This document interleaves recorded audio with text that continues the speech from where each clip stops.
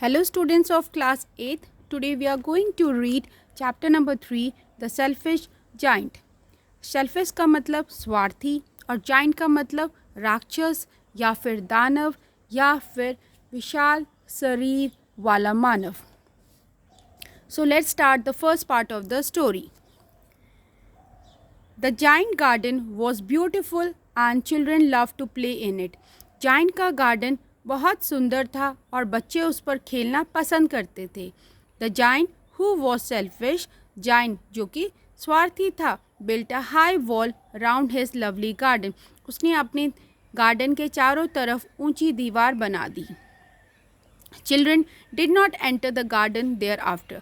और फिर उसके बाद बच्चों ने कभी भी उसके गार्डन में प्रवेश नहीं किया.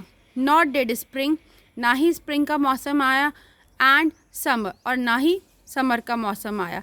Till the giant experience a change of heart, तब तक जब तक कि जाइंट का हृदय परिवर्तित नहीं हो गया.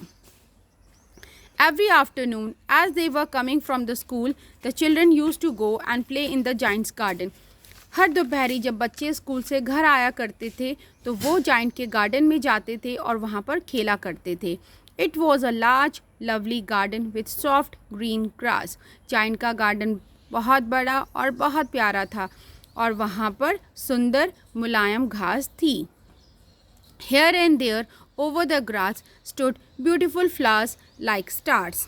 जगह जगह घास पर सुंदर फूल तारों की भांति उगे हुए थे.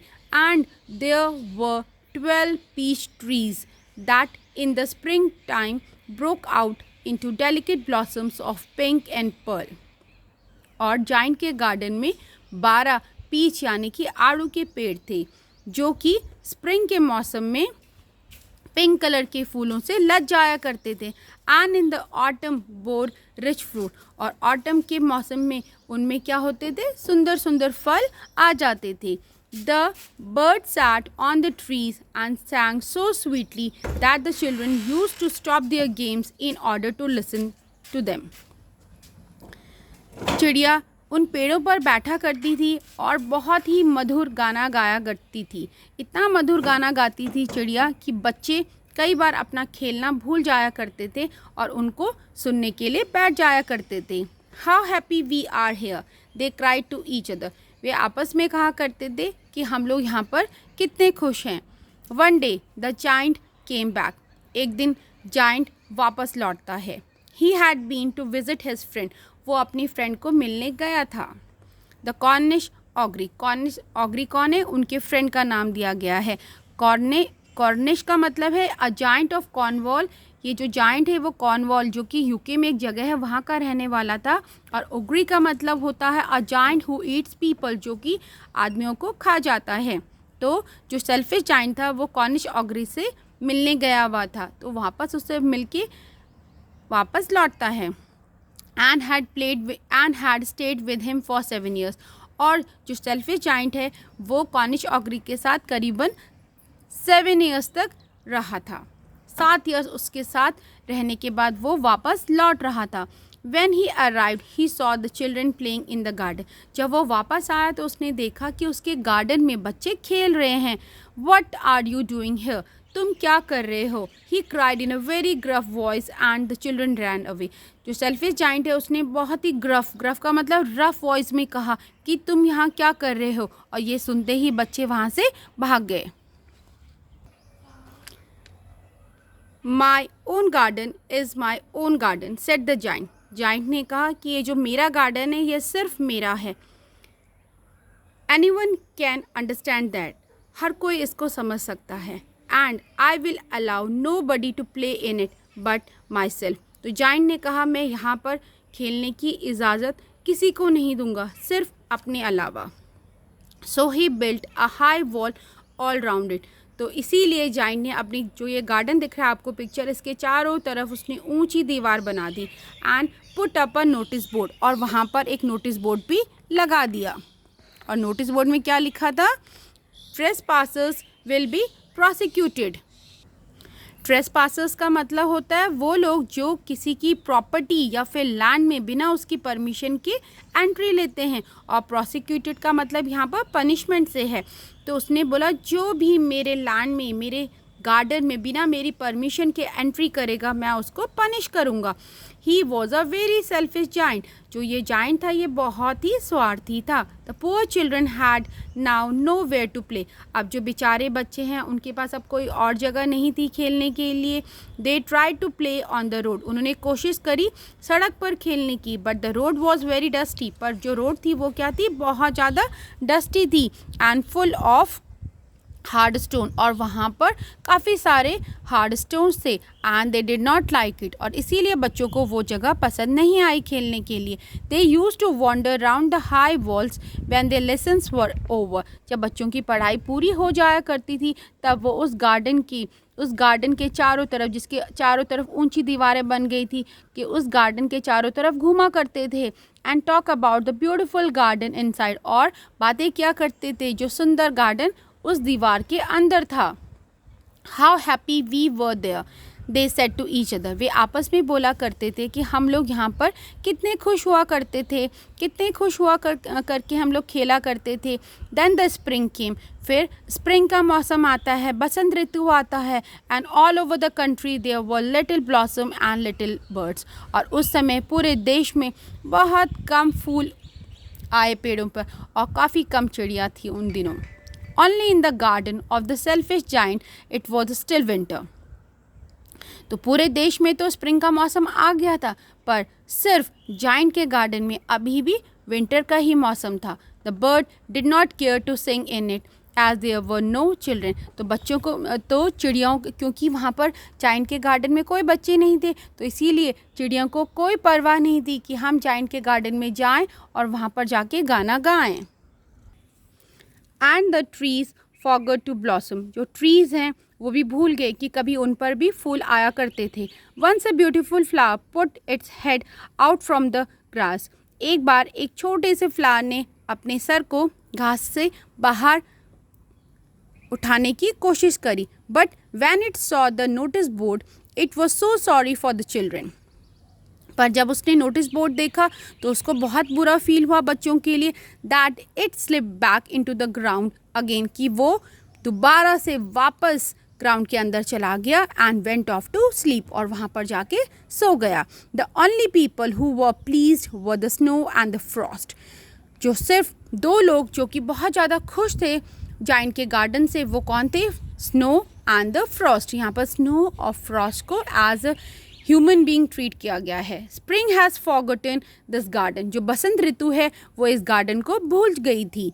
दे क्राइड। तो ये दोनों कहने लगे, जो फ्रॉस्ट और स्नो है, कि जो ये स्प्रिंग का मौसम है ये भूल गया है इस गार्डन को। So we will live here all the year round. तो हम दोनों के दोनों यहाँ पर पूरे साल रह सकते हैं। The snow covered up the grass with her great white clock. Clock का मतलब होता है अ लूज अपर गारमेंट। तो स्नो ने क्या किया, पूरी की पूरी घास को ढक दिया बर्फ़ से। And the Frost painted all the tree silver. और जो फ्रॉस्ट यानी कि पाला है उसने सारी ट्रीज़ को पाले से ढक दिया। Then they invited the north wind to stay with them. फिर उन्होंने नॉर्थ विंड को इनवाइट किया कि तुम भी यहाँ आओ और हमारे साथ रहो। और रहो यहाँ पर। एंड ही केम। और नॉर्थ विंड को जब इनविटेशन मिला तो वो भी वहाँ पर आया और वहाँ रहने लगा। ही वॉज रैप्ड इन फर। वो किस में रैप था, फर में रैप था। And he road all day about the garden. और सारे दिन गार्डन में वो बहुत ज़ोर ज़ोर से रोड किया करता था, यानी कि बहुत ज़ोर ज़ोर की हवाएं चला करती थी। नॉर्थ विंड क्या है, यहाँ पर बर्फीली हवा से मतलब है।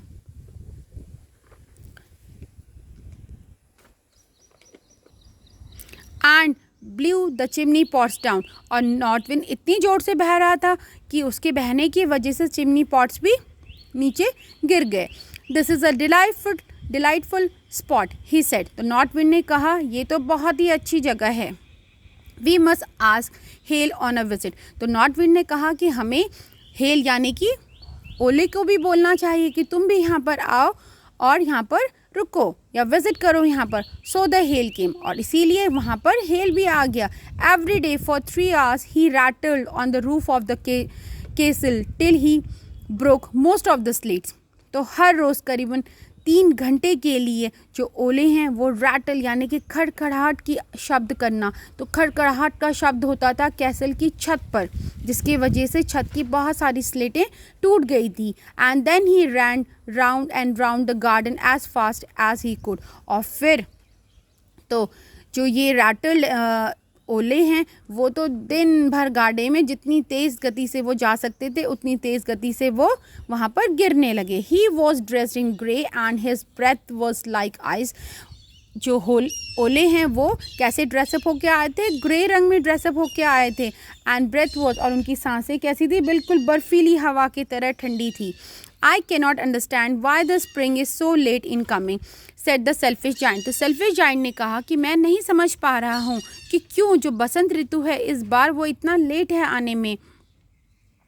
As he sat at the window and looked out at his cold white garden, जब उसने अपने कमरे में बैठा हुआ था वो, और जो वो अपने कमरे से बाहर खिड़की के थ्रू देख रहा था अपने गार्डन को, जो कि बिल्कुल सफ़ेद नज़र आ रहा था क्योंकि वहाँ पर चारों तरफ बर्फ़ ही बर्फ़ थी।